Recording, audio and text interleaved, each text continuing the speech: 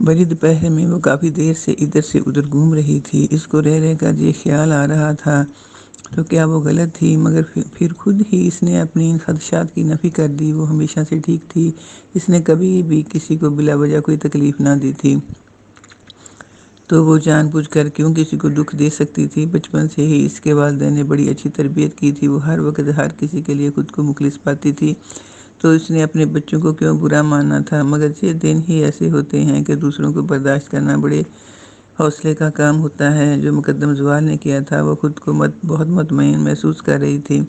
جو مقدم زوال نے کیا، اس نے اپنے سارے بچوں کو اپنی مرضی کرنے کی اجازت دے دی تھی۔ بچوں نے اپنی اپنی پسند کی شادیاں کی اور اپنی ماں مقدم زوال کو چھوڑ کر الگ الگ گھروں میں رہائش اختیار کر لی۔ مقدم زوال کچھ بھی نہ کہہ سکی، خدا کی مرضی جان کر خود کو وقت کے دھارے پر چھوڑ دیا، اور جوں چلتے وقت کے ساتھ ساتھ مقدم زوال 120 سال کی ہو گئی۔ بہت بوڑھی عورت تھی، مگر ہمت اور حوصلہ جوان ہی رہا۔ مقدم زوال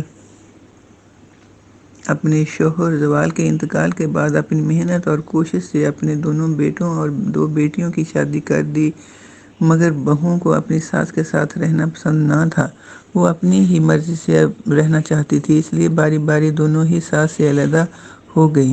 شوہروں کو راضی کر کے وہ ساس کا گھر چھوڑ گئیں، اور پھر اپنی مصروفیت کے بہانے دوبارہ وہ ساس کے پاس نہ آئیں، اور نہ بیٹوں نے کبھی کوئی خبر لی۔ دونوں لڑکیاں آتی جاتی تھیں، وہ اپنے بھائیوں سے بھی ملتی تھیں، مگر ماں کے لیے کسی نے کبھی کوئی بات نہ کی تھی۔ اگر خود بھائی بھابھیوں کو فکر نہیں تو وہ کہہ کر کیوں جگہ بنائے ان کے گھر اور دل میں ماں کے لیے؟ پھر مقدم نے بھی ان کے ارادے دیکھ کر کہنے سننے سے منع کر دیا۔ یوں اس نے اکیلے ہی رہنے کی عادت ڈال لی۔ مگر آج جوں ہی کلاک پر 12 بجے کی ٹن ٹن ہوئی تو سوئے ہوئے حواس جاگ اٹھے اور بچوں کی یادوں نے جلگار کر دی۔ مقدم زوال نے اپنا آج سے دنوں جائزہ لیا تو خود کو ہی ٹھیک پایا۔ اس کو کوئی افسوس نہ تھا، وہ ٹھیک تھی، مگر آج سارے بچوں کی یاد آ رہی تھی۔ مگر کیوں؟ مقدم کو سمجھ نہیں آ رہی تھی۔ دوپہر سے شام ہو گئی، آج اس نے بچوں کی اداسی میں کھانا بھی نہیں بنایا تھا۔ وہ بھوکی ہی اپنے پلنگ پر لیٹ گئی تھی۔ رات کے 8 بج گئے تھے کہ باہر گیٹ کو بجایا گیا۔ 1 بار، 2 بار، 3 بار، بار بار کی ہوتی ہوئی دستک پر مقدم زوال کو دروازے پر جانا پڑ گیا۔ خدا خیر کرے، اس وقت کون آیا ہے؟ دروازے کو کھولنے کی بجائے اندر ہی سے پوچھ لیا، کون ہے؟ دروازے پر مقدم زوال کی آواز کو سن کر دونوں بیٹے بڑے زور زور سے رونے لگے۔ یا اللہ خیر، یہ تو باسط اور چھوٹے راستے کی آوازیں ہیں۔ یا اللہ، میرے بچوں پر اپنی رحمت کا سایہ ہمیشہ رکھنا، وہ سالوں بعد آئے ہیں اور کیوں رو رہے ہیں؟ مقدم زوال سے دروازہ کھولنا مشکل ہو رہا تھا۔ روتی آوازوں کو سن کر مدتوں بعد وہ بے ہوش ہو گئی۔ اس کو کوئی خبر نہ رہی تھی کہ کیا ہو رہا ہے۔ اور مقدم زوال کو کافی دیر بعد خود ہی ہوش آیا تو اپنے آپ کو ایک ایسے منظر میں پایا کہ اس کی ڈوبتی ہوئی سانسیں زندہ جواں ہو کر واپس آ گئیں۔ دونوں بیٹے اپنی ماں کے پاس بیٹھے تھے اور دونوں بہویں ندامت سے سر جھکا کر کھڑی تھیں۔ ان کی آنکھوں میں ڈھیروں آنسو تھے۔ مقدم زوال کے ہوش میں آتے ہی بچوں نے معافی مانگنی شروع کر دی۔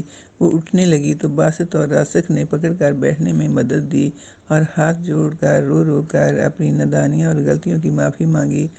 مقدم نے اپنی دونوں بازوؤں میں دونوں بیٹوں کو بھرنے کی کوشش کی تو باسط اور راسخ ننھے منھے بچوں کی طرح ماں کی گود میں سما گئے۔ دونوں بیٹوں کو باری باری چومتے ہوئے ماں نے کہا، میں تم سے ناراض کبھی نہیں تھی، بس تمہارے سب کے لیے اداس ضرور تھی۔ تم لوگ کبھی ملنے بھی نہ آئے۔ اس لیے مقدم زوال نے اپنے بیٹوں کو بتایا، امی جان، ہم بہت شرمندہ ہیں، ہم سے بھول ہو گئی ہے، آپ دل سے معاف کریں گی تو ہمیں چین آئے گا۔ دونوں بہوؤں نے بھی اپنی اپنی وکالت کا اعلان کیا اور کہا کہ ہم نے آپ کے جذبات کو سمجھا نہ تھا۔ اب ہم بھی مائیں بنی ہیں تو پتہ چلا کہ اولاد والدین کے لیے کیا چیز ہوتی ہے۔ ہمارے بیٹے شادی کے بعد ہم سے دور ہو گئے، ان کو ملنے کا بہت دل کرتا ہے مگر وہ ہم سے نہیں ملتے کہتے ہیں۔ آپ کی بھی ایک ماں ہے جن کے بیٹے اس سے دور ہیں، کیا اس کا دل نہیں کرتا اپنے بیٹوں سے ملنے کا؟ بس یہی احساس ہم کو واپس لے آیا۔ دونوں بہوؤں نے رو رو کر اپنی اپنی تکلیف کو ظاہر کیا تو مقدم زوال نے کہا ان کو میرے سامنے لاؤ، میں ان سے پوچھتی ہوں ان کی جرت کیسے ہوئی یہ ساری باتیں کرنے کی تم لوگوں سے، وہ بدتمیزی کریں، وہ تم سے بدلہ لیں، کس چیز کا؟ سب کو حق ہے کہ وہ اپنی اپنی زندگی گزاریں اپنی اپنی مرضی سے، مجھے تم سے کوئی گلہ نہیں ہے۔ وہ بچے خواہ مخواہ تم کو پریشان کرتے ہیں، میں تم سب لوگوں سے خوش ہوں۔ مقدم زوال ایک دم ہی اپنی ساری اتنے سالوں کی جدائی کو، غم کو، غصے کو بھول گئی۔ بچے سامنے آئے تو درمیان کا سارا برا بھلا وقت ایک منٹ میں ختم ہو گیا۔ وہ خوش باش ہو گئی اور اپنے پوتوں کو ڈانٹنے لگی جو اپنے ماں باپ سے دوری پر تھے۔ راسک نے سب بچوں کو بلایا جو دوسرے کمرے میں تھے، وہ سب اپنے اپنے کان کو کھجاتے اپنی دادی کے سامنے آ گئے تھے۔ ان کو کوئی شرمندگی نہ تھی، وہ جانتے تھے یہ سارا ان کے پلان کا حصہ ہے، ورنہ وہ دادی کے پاس کیسے واپس آتے۔ وہ بھی سارے مقدم زوال کے گرد جمع ہو گئے اور بتایا کہ راسک کی چھوٹی بہو کے گھر میں اس کے دادا دادی رہتے ہیں اور سارے گھر کا ماحول بہت اچھا ہے۔ بزرگوں کے بغیر گھر نامکمل ہے، گھر میں ہر طرح کے لوگ ہیں۔ پھر راسک کی بہو کو پتہ چلا کہ گاؤں میں ان کی دادی زندہ ہیں، تو پھر یہ سارا پروگرام راسک کی چھوٹی بہو نادیہ نے بنایا کہ بزرگوں کی شمولیت کے بغیر اگر وہ زندہ ہیں تو زندگی نامکمل ہے۔ یوں ہم سارے آج آپ کے در پر آ گئے ہیں، دادی راسک کے چھوٹے بیٹے نے کہا تو سب اس کی بات پر خوش ہو گئے اور سب ہنسی خوشی رہنے لگے۔